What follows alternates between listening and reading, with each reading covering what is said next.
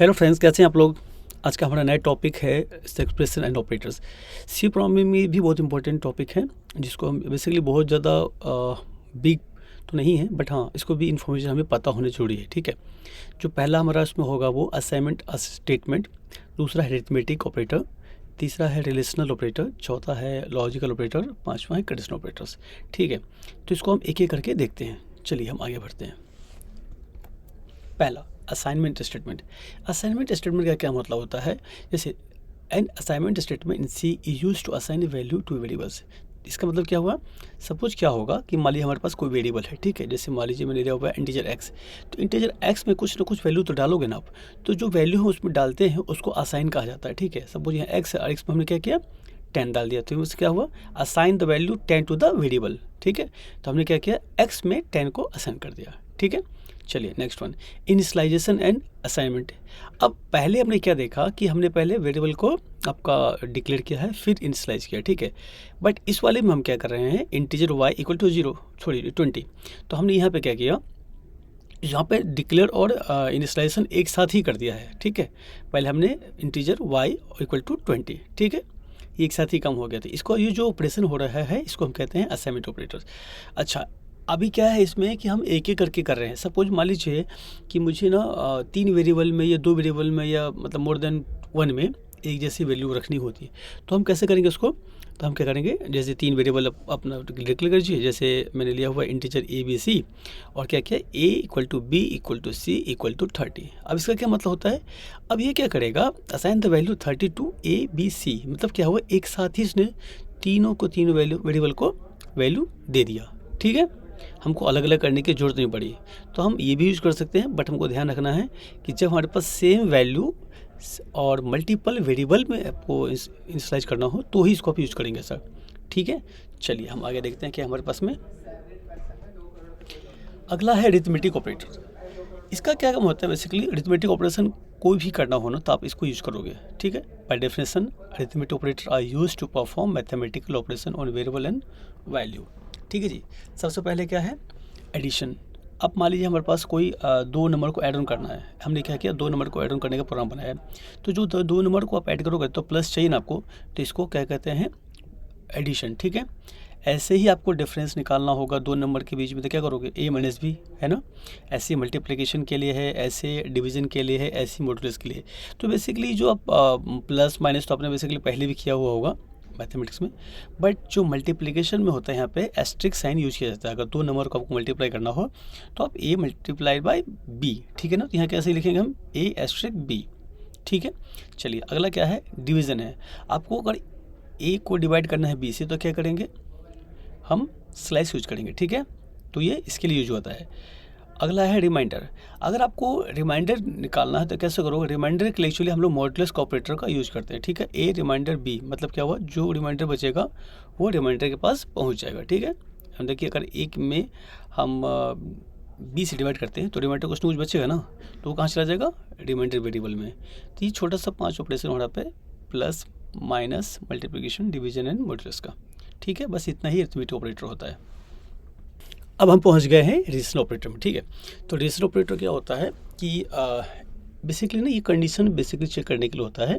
जैसे equal to check करना हो आपको, ग्रेटर देन चेक करना हो, लेस देन चेक करना है, नॉट इक्वल टू चेक करना है। इस तरह से जो आपको कोई चीज़ अगर आपको सी प्रोग्रामिंग अचीव करनी है तो आप कैसे करोगे उसका बेसिकली मोटा मोटा इन्फॉर्मेशन है। ठीक है, बाय डेफिनेशन अगर देखते हैं the relational operator in C are use to compare two value. ठीक है, दे रिटर्न इधर वन मीन्स क्या होगा ट्रू, ठीक है, और फॉल्स। क्या होगा जब कंडीशन 2 चीज़ों को चेक करोगे, अब 2 चीज़ों को जो कंपेयर करोगे तो या तो वो ट्रू हो गया तो फॉल्स होगा, बात खत्म ना, क्यों। तो ये बेसिकली ये काम है। चलिए अगला देखते हैं इक्वल टू के लिए बेसिकली अगर आपको चेक लगाना होता है तो यहाँ असाइनमेंट ऑपरेटर को 2 बार लिखा जाता है। जैसे देखिए इस प्रोग्राम में लिखा हुआ है if A assignment operator B, है ना। तो हालांकि नॉर्मल मैथमेटिक्स की लैंग्वेज हम लोग इक्वल टू ही बोलते हैं ना, तो यहाँ इक्वल टू का मतलब होता है 2 बार इक्वल टू। ठीक है, आप सी प्रोग्रामिंग ऐसा मोटा मोटा समझ लो। ठीक है, अब मान लीजिए ए की वैल्यू होती है, मान लो आपके पास में 2 और बी की वैल्यू होती 5, तो A equal to B means 2 equal to 5, तो क्या ट्रू है, ऑफकोर्स ट्रू नहीं है। तो क्या होगा print A is not equal to B. अब मान लीजिए ए की वैल्यू भी 5 होती है और बी की वैल्यू भी 5 होती है, तो क्या होता है ए इक्वल टू बी, मीन्स क्या कंडीशन ट्रू हो गई। तो कंडीशन ट्रू हो गई तो क्या होगा, इफ़ वाला ब्लॉक एग्जीक्यूट हो जाएगा, है ना। तो क्या प्रिंट हो जाएगा, A is equal to B, that's it. चलिए अगला देखते हैं। अगला क्या है, नॉट इक्वल टू। जैसे ये इक्वल टू था वैसे ही नॉट इक्वल टू है। अब मान लीजिए सिमिलरली मुझे ये चेक करना है कि ए की वैल्यू है 2 और बी की वैल्यू है 3, मीन्स क्या है, क्या 2 3 के इक्वल नहीं है, क्या 2 3 के इक्वल नहीं है। इसका मतलब क्या है, कंडीशन ट्रू है कि भाई 2 तो इक्वल 3 के इक्वल है ही नहीं ना। इसका मतलब क्या हो, A is not equal to B, condition true हो गया। अब मान लो कि ए और बी की वैल्यू सेम होती, ए की वैल्यू भी बी हो, मतलब ए की वैल्यू भी 5 और बी की वैल्यू भी 5, तो क्या होता, 5 नॉट इक्वल टू 5, कंडीशन क्या है, फॉल्स है, क्योंकि 5 तो 5 के इक्वल है ना, क्यों। तो क्या करेगा इस केस में, क्या करेगा ये एल्स वाला पार्ट एग्जीक्यूट कर देगा। एल्स में क्या लिखा है, ए इज इक्वल टू बी, ठीक है। तो 5 जो है 5 के बराबर है, इसलिए वो प्रिंट कर देगा। सिमिलरली अब मान लीजिए ग्रेटर देन के लिए है, इसका मतलब क्या है, ग्रेटर देन के लिए हम लोग ये सिंबल यूज करते हैं, ए ग्रेटर देन बी। अगर कोई ए की वैल्यू बी से बड़ी है तो कंडीशन ट्रू हो जाएगा और क्या पड़ेगा, ए इज ग्रेटर देन बी, है ना। और अगर एज का जो वैल्यू है वो बी से छोटी होगी तो क्या करेगा, is not greater than B, simple. इसी तरीके से लेस देन का कंडीशन यूज होता है, ए लेस देन बी। अगर वो ट्रू होगी कंडीशन तो क्या करेगा, A is less than B. अगर वो फॉल्स होती है तो क्या करेगा, is not less than B, that's it. ये मोटा मोटा इन्फॉर्मेशन आप समझ लीजिए, ठीक है। आगे देखते हैं इसको क्या है। अच्छा जी, एक चीज़ और बचा है। अभी आपने देखा कि A is not equal to B या फिर A is greater than B या A is less than B में क्या था, इक्विवेलेंस चेक नहीं हो पा रहा था वो, ठीक है। तो अब मान लीजिए कि 5 इज, मान ए की वैल्यू है 2 और बी की वैल्यू है 5, तो ऑफकोर्स ए की वैल्यू अगर 2 है और बी की वैल्यू 5 है तो मतलब क्या कंडीशन हुआ, ये कंडीशन हो जाएगा फेल। फेल क्यों हो जाएगा, क्योंकि 2 तो है, 2 5 से बड़ा तो हो ही नहीं सकता ना।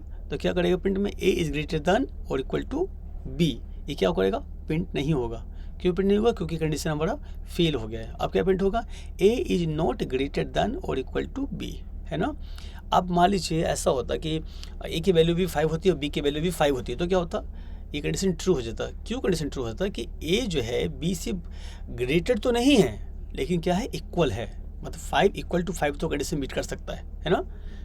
इस केस में हमारा कंडीशन इफ वाला ब्लॉक का एग्जीक्यूट हो जाएगा। या फिर ऐसे मान लेते हैं कि ए की वैल्यू 7 होती, 8 होती और बी की वैल्यू 5 होती, मतलब क्या है कि ए की वैल्यू बी से बड़ी ही होनी चाहिए, बात खत्म। तो क्या, तो उस केस में भी एग्जीक्यूट हो जाता और इस केस में भी एग्जीक्यूट हो जाएगा इफ ब्लॉक, जब वो ए और बी की वैल्यूज इक्वल होगी, ठीक है। इस चेक को कहते हैं ग्रेटर देन इक्वल टू, ठीक है। दूसरा है less than equal to, similarly हुई है उसका अपोजिट हो जाएगा। अगर बी जो है ए के इक्वल है या ग्रेटर देन है तो क्या होगा, इफ इस कंडीशन में जो है इफ ब्लॉक प्रिंट हो जाएगा और बी जो अगर छोटा है ए से तो क्या होगा, एल्स वाला पार्ट एग्जीक्यूट हो जाएगा, ठीक है।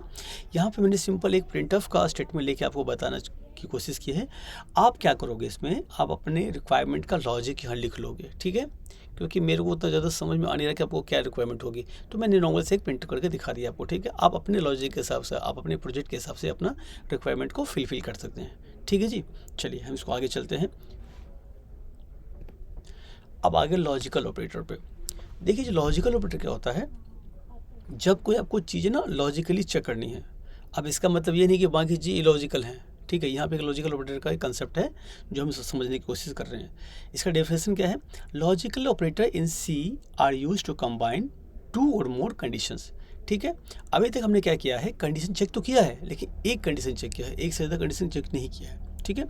These operator return true false. Again अगर ये तो कंडीशन ट्रू होगी ये तो फॉल्स हो जाएगी, ठीक है। Based on the logical relationship between the operands.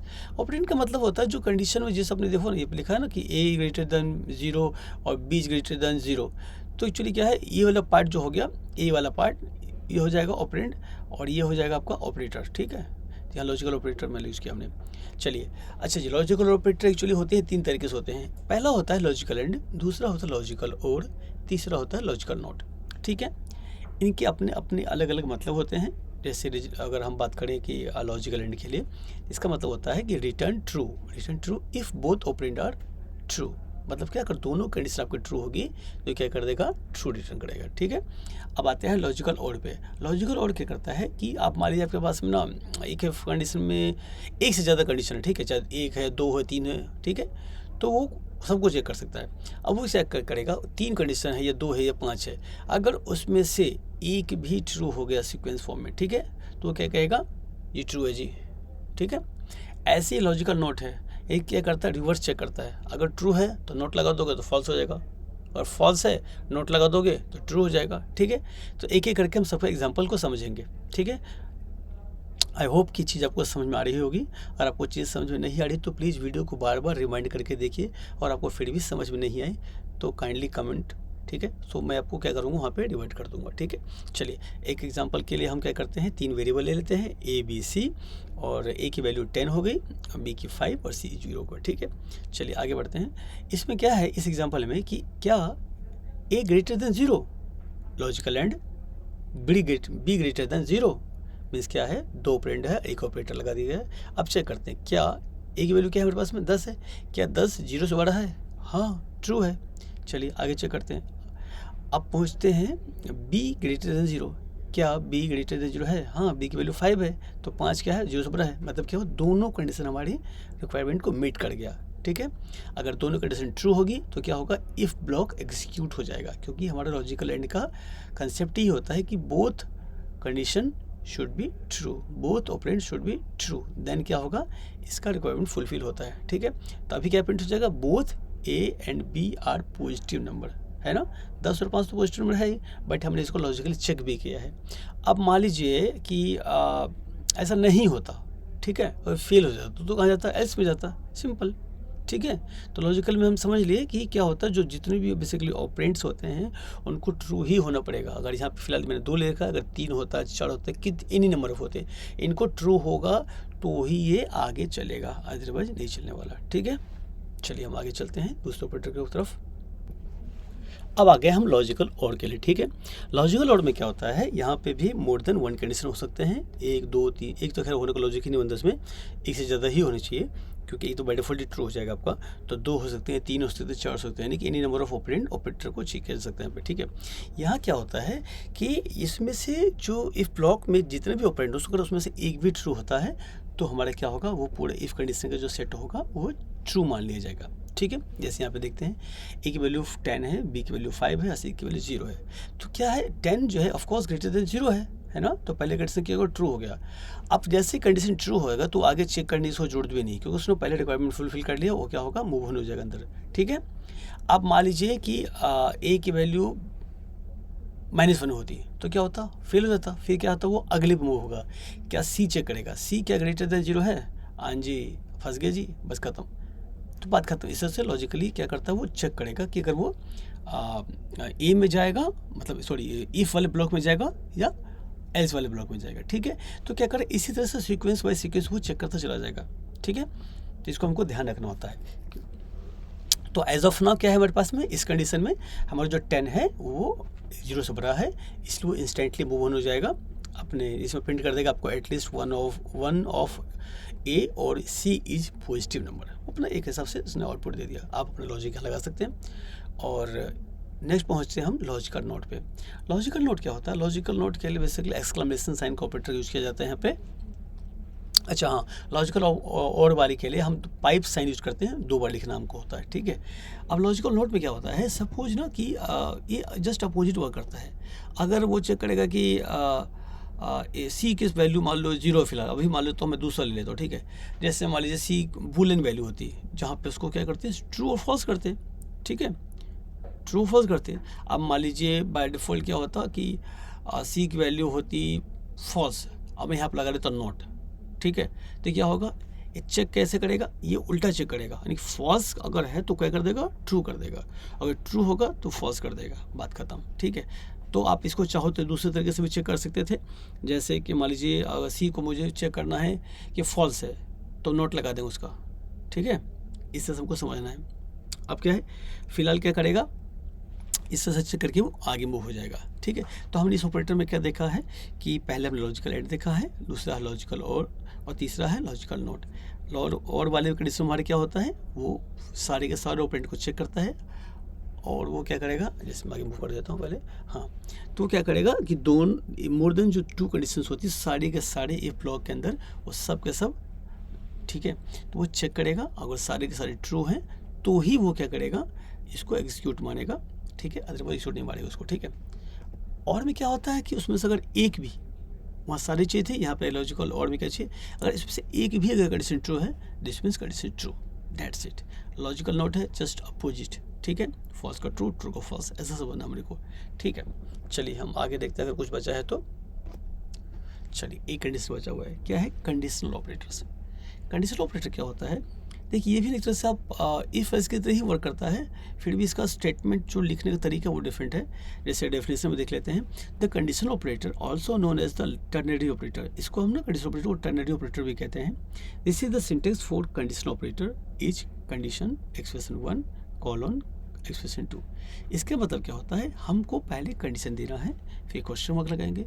अब क्या होगा, कंडीशन जो होगा यहाँ पे या तो ट्रू होगा या फॉल होगा, है ना, ये तो ट्रू होगा तो फॉल्स हो जाएगा। अब क्या हो जाएगा वहाँ पे, आप मान के चलिए कंडीशन ट्रू हो गया तो क्या होगा, एक्सप्रेशन 1 जो है आपके पास वो रिटर्न कर देगा, ठीक है। रिटर्न करने मतलब कि जो भी इसमें टास्क हो वो एग्जीक्यूट हो जाएगा।